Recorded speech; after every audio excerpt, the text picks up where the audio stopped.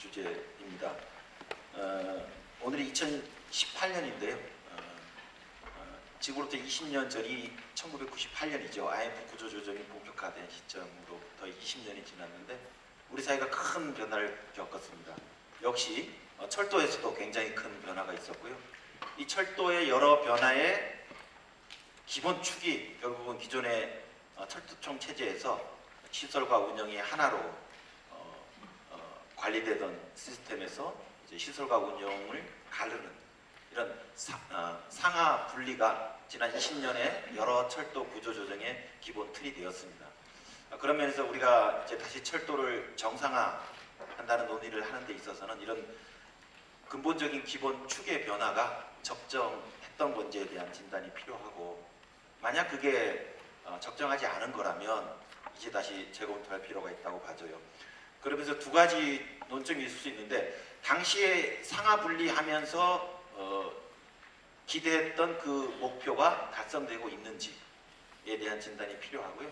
두 번째는 또 새로운 여러 지금 철도 환경의 변화가 있습니다. 이런 새로운 철도 환경에 대응해 나가는 데 있어서 어떤 체제가 더 유효할지에 대한 논점 두 가지가 있다고 봐지고요. 각각의 말씀드리면 17쪽에 있는 것처럼 당시 정부가 상하 분리를 강행했을 때의 목표는 세 가지였습니다. 하나는 철도청이 자꾸 적자가 난다.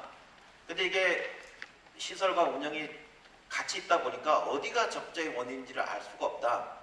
근데 심증은 이제 운영적으로 본 거죠. 그래서 이거를 일단 갈라놓겠다. 그러면 철도에서 발생하는 적자의 원인이 분명하게 규명되지 않겠느냐. 운영 쪽에서 그런 거고요. 두 번째는 그래도 명분이 있어야 되니까 상하로 분리하되 여러 비판이 있는데 이게 좋은 취지로 하는 거다. 즉 건설에 대한 국가 책임을 대신 분명히 하겠다라는 거고, 세 번째는 이런 과정을 통해서 철도 경쟁력을 높이겠다. 이런 세 가지입니다. 첫 번째, 그럼 철도의 영업 적자가 줄어들었느냐? 그렇지 않았거든요. 2005년부터 2008년까지 4년 동안 오히려 영업 적자가 더 늘어납니다. 그래서 기존의 우리나라 철도 체제의 적자의 원인이라는 게 정부의 뜻대로 밝혀졌어요. 근데 그거는 결국은 이제 운영 파트가 아니었던 겁니다. 건설 파트에서의 정부 재정 부담이 작다 보니까 거기서부터 모든 문제가 발생했던 거죠. 그래서 오히려 철도 운영 부분의 적자는 더 커져버린 겁니다. 물론 이제 2010년 이후부터 적자가 줄어드는데 그거는 여러분 아시는 것처럼 약 5천여 명의 인력 구조조정의 결과로 발생했던 것이지 상하 분리하고는 전혀 무관한 겁니다. 그리고 두 번째는 그러면 상하 분리할 때 명분으로 삼았던 건설에 대한 국가 책임은 더 강화되었느냐? 그렇지는 않습니다. 기존 방식대로 그냥 가고 있습니다. 그래서 고속철도의 예를 들더라도 국가가 부담하는 게 한 35에서 50 정도밖에 하진 않죠. 거꾸로 얘기하면 50에서 65 정도는 승객의 요금으로 보존해야 되는 거고, 지금 높은 KTX 요금으로 지금 귀결되고 있습니다. 다른 나라 고속철도는 이 고속철도가 갖고 있는 사회 인프라적 성격을 반영해서 100% 전액 국가가 되든지 혹은 한 80%까지는 국가가 감당하고 있습니다. 그러다 보니까 운영자가 이제 내야 되는 이른바 선로 사용료도 유럽의 경우에는 평균 매출액의 한 20% 정도인데 우리는 지금 34, 포레일 같은 경우는 34, SR은 50을 내고 있거든요. 결국은 건설에 대한 국가 책임이 다 하지 못하다 보니까 그게 결국은 승객 요금으로 가는 건데, 그 과정 속에서 사실 운영자들이 여러 비판을 받게 됩니다.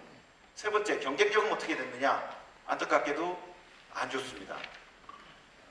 그래서 여러 기술적 측면에서의 경쟁 순위를, 기술력 순위를 보면 우리가 그렇게 높지 않고요. 당장 우리는 지금 고속철도 선진국이거든요. 지금 고속철도 운영의 경험만 무려 15년을 가지고 있고 차량도 제작하는 나라임에도 불구하고 이거를 전혀 이 좁은 이 남한 땅덩이 안에서만 지금 돌리고 있을 뿐이지 이 축적된 노하우를 지금 바깥으로 확장시키지 못하고 있습니다. 그래서 자료를 보면 공단에서 해외 매출이 1년에 80억이고 공사는 50억입니다. 컨설팅이나 감리 작아가지고 인건비 정도 따오는 거죠. 이게 엄청난 200조가 넘는 국제 시장이거든요. 그래서 이 노하우와 기술력, 경험을 갖고 있음에도 불구하고 확대하지 못하고 있는데 그 이유가 결국은 이 상하 분리 문제예요. 건설할 때 운영을 염두에 두고 건설해야 되고요. 운영 과정 속에서 여력, 계량, 유지, 보수가 다시 건설로 피드백돼야 되는 거고요. 그리고 외국에서 만약에 그 철도에 이제 그 입찰을 하더라도 그렇기 때문에 건설과 운영을 같이 갖고 있는 팀들이 더 경쟁력을 갖게 되는 거죠. 그러다 보니까 당연히 외국에서 철도 발주를 할 때 우리나라를 눈여겨보지 않는 겁니다. 둘이 갈라져 있기 때문에.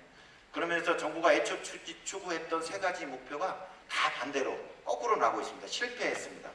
즉 상하 분리의 목표가 도달되지 못했고 그리고 그 정책이 적절치 않았다는 겁니다. 그럼 앞으로는 어떻게 할 것인가의 문제죠. 당연히 사실 그 반대의 결과가 도출될 수밖에 없습니다. 당시에 김대중 정부에서부터 상하 분리를 추진할 때 가장 강력한 근거 중에 하나가 다른 나라들이 다 그렇게 한다는 겁니다. 세계적 트렌드였거든요. 그래서 유럽 나라들도 다 상하 분리를 시도했습니다. 그리고 그 나라들이 지금 다 상하 통합으로 가고 있어요. 치열한 철도 경쟁 하에서 경쟁력을 갖기 위해서 상하 분리 체제에서는 그 경쟁력을 가질 수 없다는 것들을 그들이 알다 보니까 그들이 다 통합으로 돌아서고 있습니다. 우리도 당연히 통합으로 가야죠. 그리고 당연히 통합을 하게 되면 이게 네트워크 산업이고 그리고 운영자와 그리고 시설 소유자 간의 인터페이스 상호 소통이 중요하거든요. 그러다 보니까 당연히 그래야 할 경우에 안전도도 또 높아질 수 있습니다. 그리고 지금이 또 어떤 시기입니까? 지금 남북 정상회담에 이어서 이제 진짜 휴전선을 넘어서 우리의 철도가 대륙으로 갈 수 있는 절호의 기회입니다. 그래서 우리 철도 가는 것뿐만 아니라 또 이런 외국 철도 시장에 대한 진출도 해야 되는데 그러기 위해서는 최소한의 자격 요건이 상하 통합이라고 생각합니다.